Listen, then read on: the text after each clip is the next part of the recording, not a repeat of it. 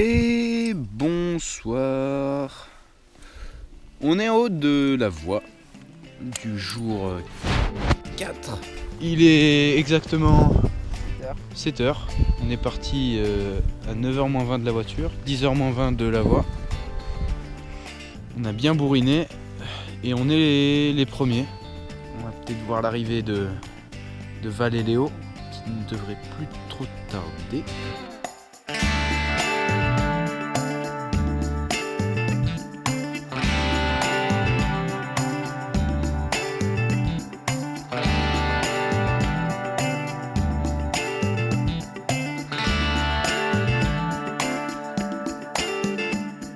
Le groupe promotion du comité départemental des clubs alpins du 04 regroupe 8 jeunes passionnés de montagne et qui depuis 2015 pratiquent ensemble les différentes activités que l'on peut pratiquer en haute montagne et en falaise. Ils sont encadrés par 2 guides, Yann Mimet et Nicolas Brault, et ont voyagé, pratiqué dans plusieurs secteurs, plusieurs régions proches, l'Ubaye, certains d'entre eux étant originaires de l'Ubaye, mais également en Italie, au Viso. Et pour conclure 2 années de pratique commune, ils ont décidé de monter un gros projet, un voyage sportif en Norvège. En Norvège, sur les îles Lofoten, au nord du cercle arctique. Et c'était le summum de leur aventure commune.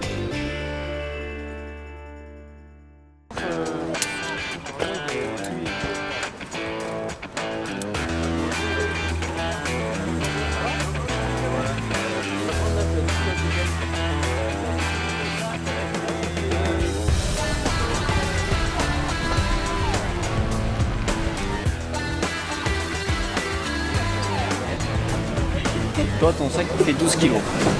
Tu mets le pied un peu dessous. Ah, il fait plus que 7 kg.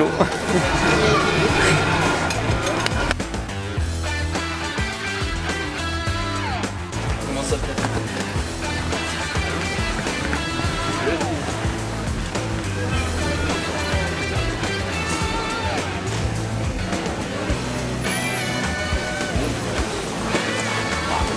Attendez-moi le mec.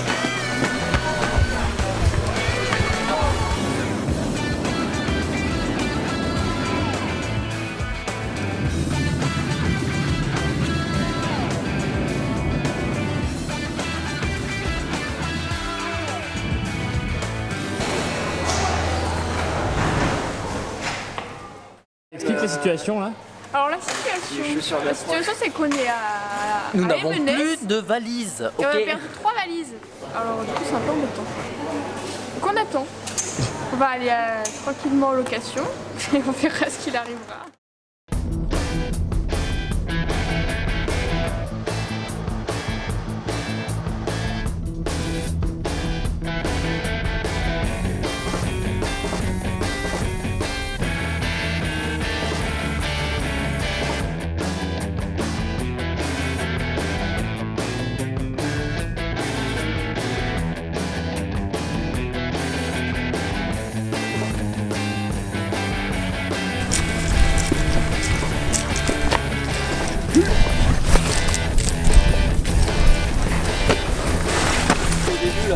L'une à côté de l'autre, on mange et après on fait à droite cet après-midi. Ah oui, il est pour Gollum, tu te rappelles?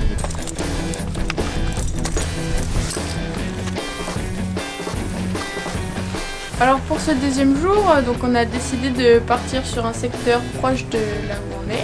Donc ça s'appelle Gandalf.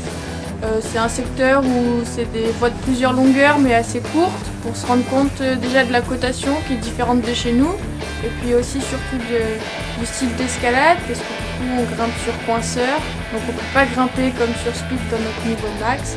Voilà donc c'était un peu l'échauffement du séjour.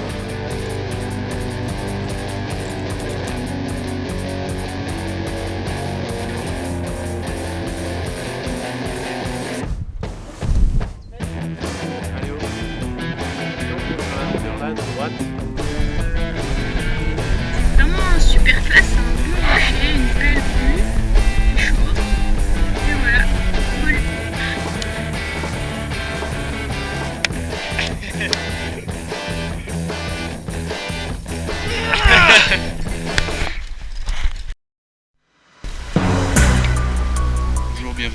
enquête exclusive. Une enquête sur des relais mal formés avec notre équipe de tournage. Ce sont des policiers spécialisés dans l'enquêtement pour les relais mal formés. Nous avons un bon exemple là-bas, un jeune, bonjour Arthur. Alors lui, il a été victime de relais mal formés de sa plus grande jeunesse. Pour ça, avec notre équipe de soutien psychologique, on a mis en place une cellule de crise pour ramener ce jeune à la vraie vie de l'escalade, avec des bons relais bien bétonnés.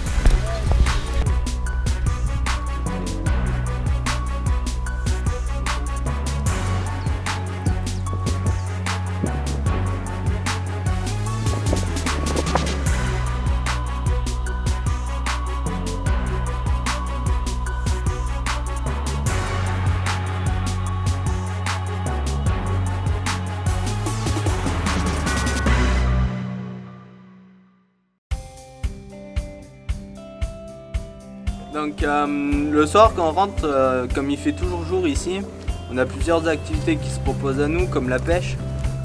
On a aussi le sauna, le badminton et aussi la bonne bière qu'on boit le soir en rentrant, là, ce qui nous remonte le moral, dans un très joli bar avec de très jolies serveuses.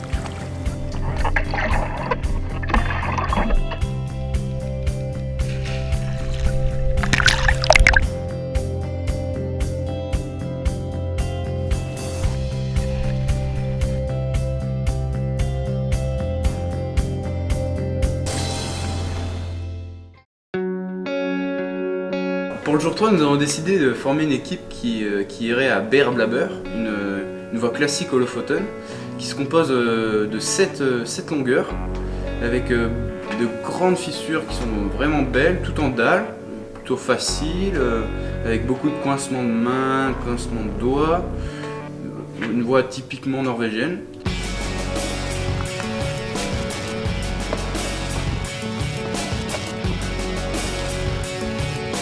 Nom de Dieu!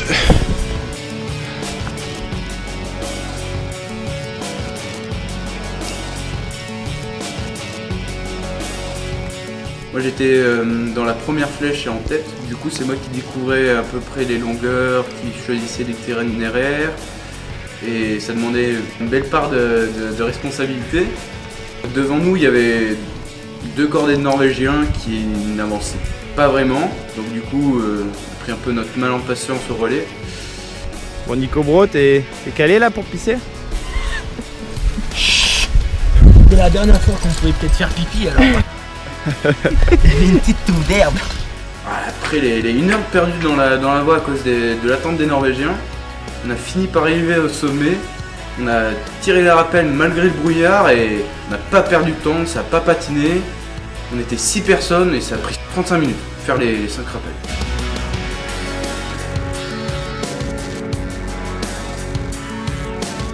Bon, pour cette grande voie, Preston, c'était quand même une belle expédition, quoi. C'est long, c'est dur, fallait pas que ça patine, fallait pas perdre de temps. Bon, même si Dom il nous a fait un beau petit posé dynamique là, avec une belle zipette pour tester le matos, là, mais bon, ça a été son cadeau d'anniversaire, quoi.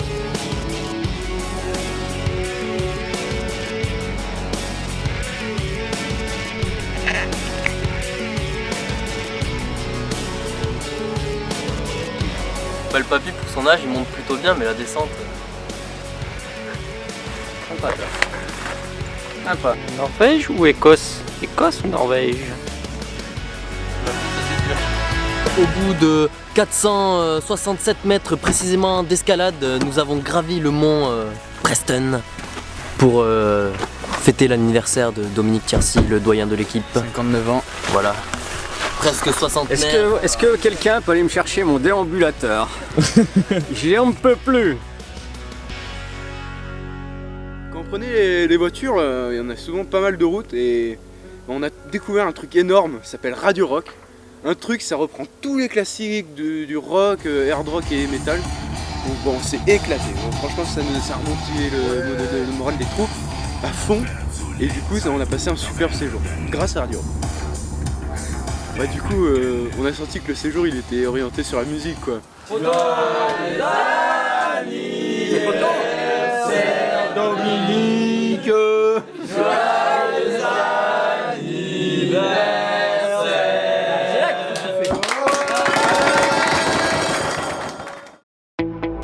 la Norvège, on a choisi ce pays parce qu'il y avait des facilités au niveau des périodes. La météo était assez clémente. C'est vrai qu'il y avait la question un petit peu du budget, comment on allait pouvoir gérer. Et puis en fait c'est Dominique, le président du comité départemental FFCAM 04, qui en fait au début nous a pas cru. La première fois que j'ai entendu parler de ce projet, j'ai commencé à douter. Première réaction, je me suis dit c'est pas possible, ils vont pas y arriver. On a commencé à démarcher les entreprises, on a fait appel à des subventions. On a créé un site internet avec un financement participatif. Après, on a mené aussi des actions comme des ventes de calendriers. Bonjour. Et après, on a aussi fait des ventes de services comme des initiations slackline ou 2-3 trucs dans ce genre. Il y a pas mal de moments où on a un peu douté de savoir si ça allait être réalisable ou pas. C'est vrai que sur la fin, il y a pas mal de choses qui se sont débloquées et on a vu que c'était possible et réalisable. En fait, on faisait des réunions un peu tous les mois pour voir l'avancement du projet. Bon, pendant ces réunions, on avait un budget prévisionnel et en fait, c'est un gros tableau avec tout plein de chiffres. On ne comprenait quasi rien, mais ce qu'on savait, c'est qu'un projet comme ça se monte pas tout seul et on avait vraiment besoin d'aide pour ramener des fonds, quoi.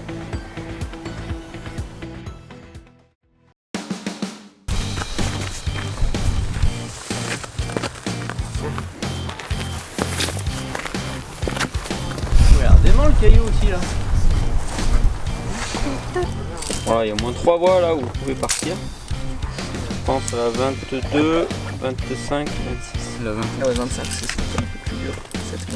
Ouais, c'est very strange. En fait, rien n'est équipé, on doit grimper seulement sur poinçeur. Dans les voies, au relais, rien n'est en place. S'il y a des speeds, c'est seulement pour des descentes en rappel ou la plupart du temps, sinon c'est des descentes à pied, parfois un peu engagées, aériennes, sur des vires rocheuses, des vires d'herbe, où ils demandent en fait d'avoir un bon pied alpin sur ces itinéraires-là.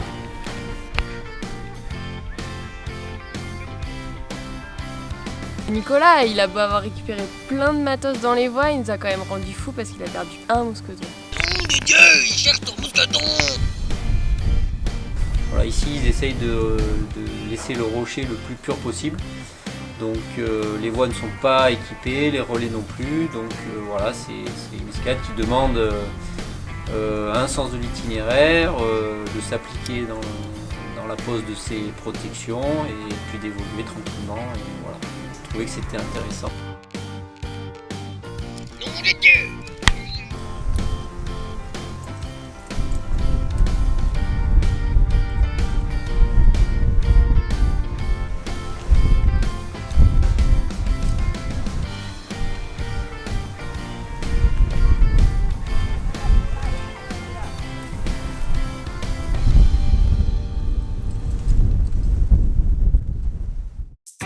Donc pour le 5e jour, on avait checké un peu la météo, on avait vu qu'il y avait une bonne fenêtre météo et ça c'était peut-être une des dernières qu'on aurait.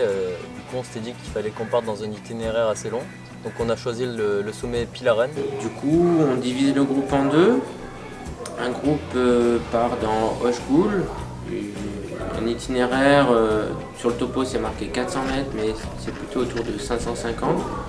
Côté Setman, cotation norvégienne, et l'autre groupe part sur Célébriand, 6 mois, donc 2 voies en parallèle. Ça nous a permis de effectivement tous partir à l'ascension de ce sommet.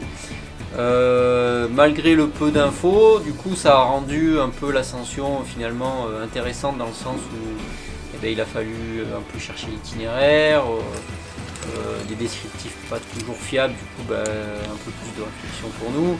Voilà, donc c'était fort intéressant pour les jeunes, pour nous aussi en tant que guide de finalement avoir à gérer autant de monde et de cordées dans ce genre d'itinéraire. C'était pas forcément de tout repos. Donc c'est quand même des voies qui font entre 12 et 13 longueurs. Donc fallait qu'on grimpe vite, qu'on grimpe bien. Fallait pas perdre de temps sur les manips de relais. Il y avait Yann, il grimpait toujours derrière moi et il galopait vraiment comme une gazelle quoi. Il allait super vite et il voulait pas perdre de temps et du coup il me criait bourre, bourre, bourre. Et du coup moi je grimpais comme ça, je remettais les poings sur sa corde et putain, non mon dieu quoi. T'es creux à la fin. Ouais.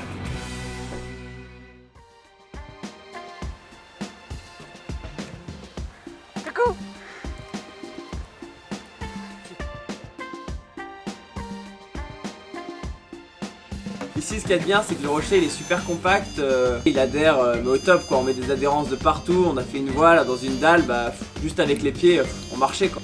T'as l'air bien là Léo? Ouais, carrément ouais. Sur le dos, là faut que tu traverses à plat là. La descente depuis la run, après avoir fait l'ascension de Hochgoun et de Célébriade, voilà. Une descente un peu difficile. On ne savait pas exactement où était la descente, on savait juste sur le topo qu'il y avait un trait dessiné sur une photo. Ils ont été parfois encordés, parfois ils étaient sécurisés en plus, on a eu des mains courantes. Enfin, on y a passé 2 heures. Et puis à la fin, quand on a retrouvé le chemin, bah, voilà, on était satisfaits, heureux, et puis on s'est dit bah ça y est, là, la journée elle est finie. Et on avait ce qu'il fallait quoi. 15 heures, c'était bien quoi. Belle journée, hein? Belle journée? Je trouve, moi. Un peu longue, mais bien.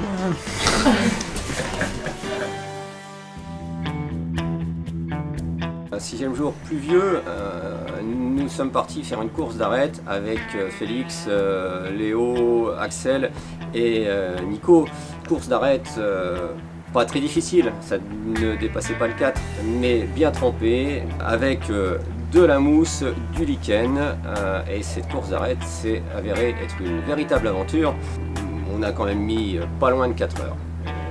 Par contre, nous sommes sortis en haut de cette course d'arête, tandis que d'autres qui sont partis sur quelque chose de plus difficile se sont pris un but dès la première longueur. Une fois qu'on a attaqué la voie, il s'est mis un peu à pleuvoir quoi. Du coup, on est arrivé au premier relais et on a décidé un peu de réchapper quoi, parce que c'était vraiment mouillé. Ensuite, sur le chemin du retour, il y avait un petit bloc sympa là dans un gros plafond. Du coup, on allait un peu s'entamer là-dedans et c'était assez bien pour se finir les bras, enfin pour se les commencer plutôt.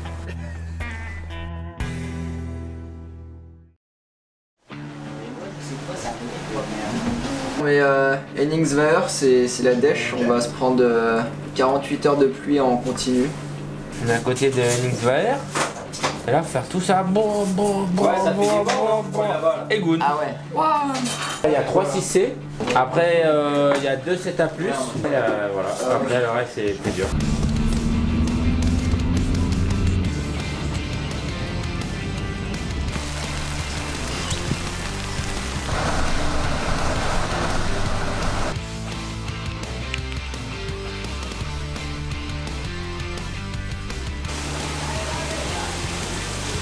Ouais, bah aujourd'hui, vu qu'il pleut, on est venu grimper dans ce spot là. C'est un gros dévers, donc c'est à l'abri de la pluie, mais du coup c'est un gros dévers et c'est dur. Allez, mais tranquille, allez. Allez, c'est ça. Allez, bien sur le pied, yes. Allez, represse le pied, tu l'as, allez, tu l'as. Allez, encore, allez, tu l'as.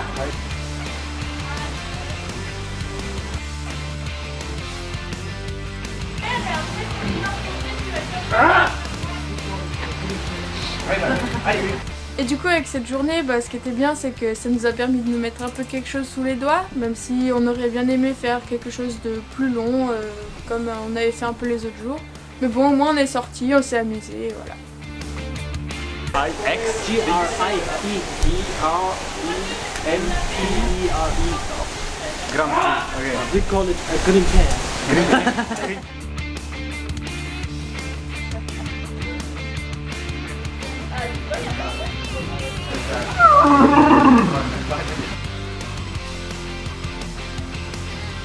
pédales, tu vois, t'es sur la rampe, là tu vas chercher le dessous, et c'est pas très bon. Du coup tu remontes direct sur le colo, ouais. Allez Guillaume.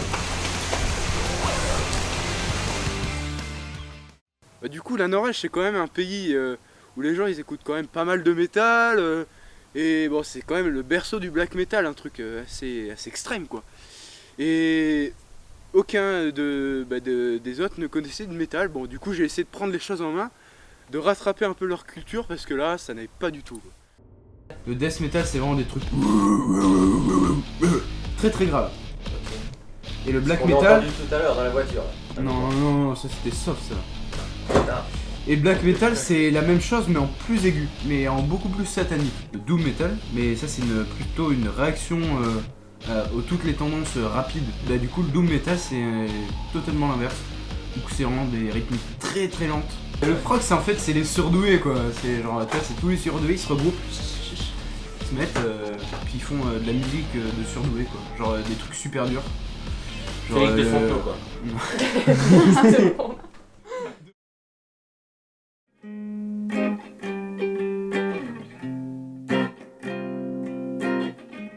Alors de manière générale, on a eu plutôt de la chance au niveau de la météo, mais les 2 derniers jours, on a eu plus de mal et donc là-bas quand il pleut pour de vrai. On s'est pris vraiment 48 heures de pluie, donc le jour 8, on n'a pas pu aller grimper. C'est le seul jour du séjour où on n'a pas grimpé, donc on est allé pêcher, on a fait du sauna, à manger, et voilà, on a essayé d'occuper la journée un petit peu autrement.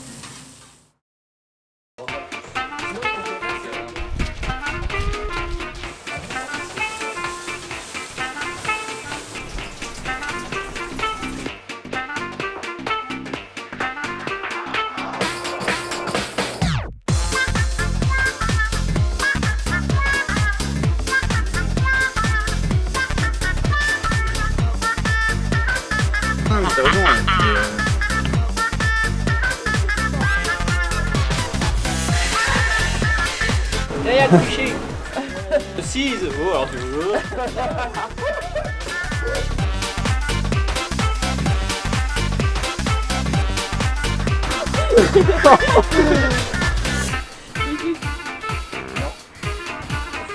Allez, vas-y, vite. Yes.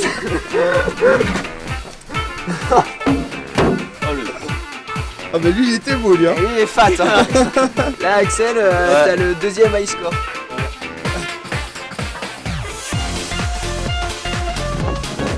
Ah celui-là vous pouvez pas dire qu'il est pas prêt hein, ma petite dame.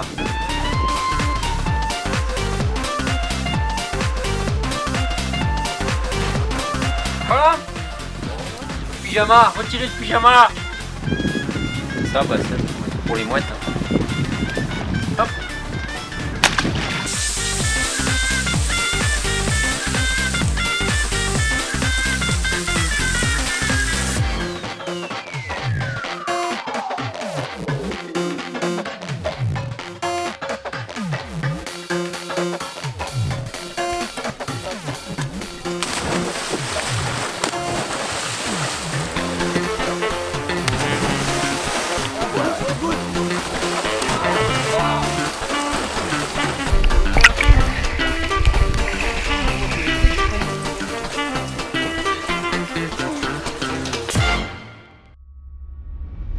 Le jour 9, on est retourné à la voie qu'on n'avait pas pu faire le jour 7 à cause de la pluie.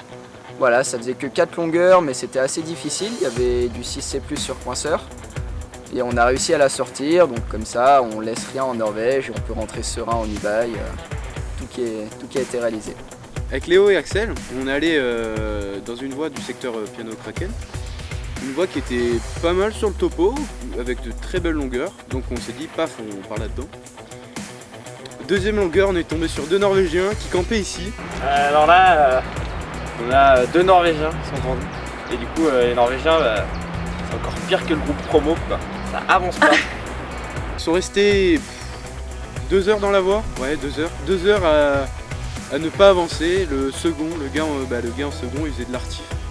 On n'en pouvait plus avec Axel. La fatigue commence à se faire sentir. Félix débloque complètement. C'est dans la boîte.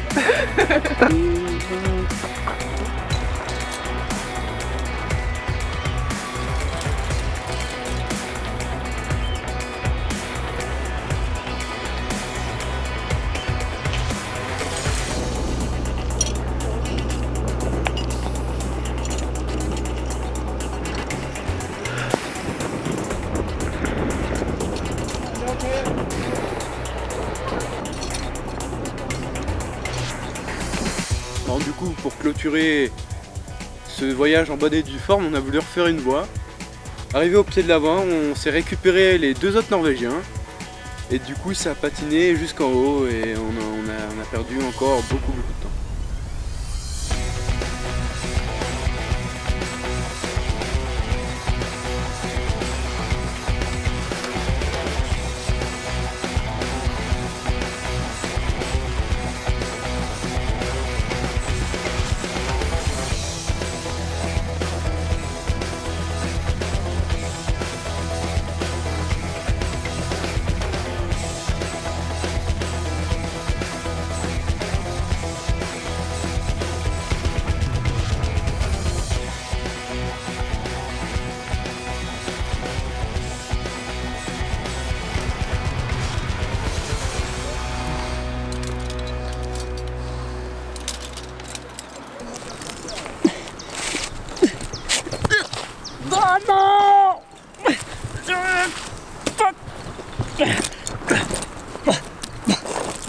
Allez Mimouze, allez, allez Mimouze, allez Mimouze, allez. Oh putain, en fait c'est facile.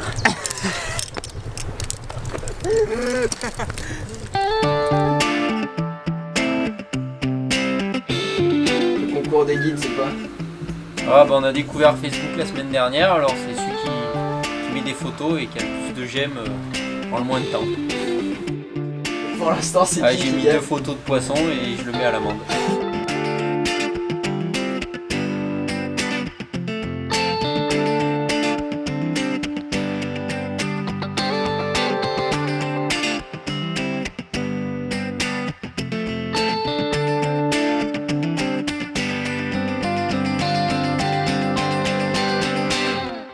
Dans ce trip quand même, on a senti que Dom, il se faisait un peu vieux. Et par moments, il était extrêmement nerveux quoi. Non, vous me faites chier là. Attends, faut que je prenne.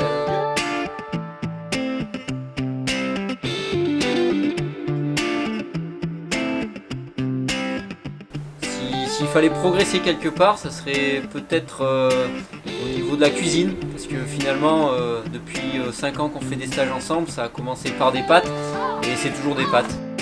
Peut-être que s'il y avait un petit manque, ça serait à ce niveau-là.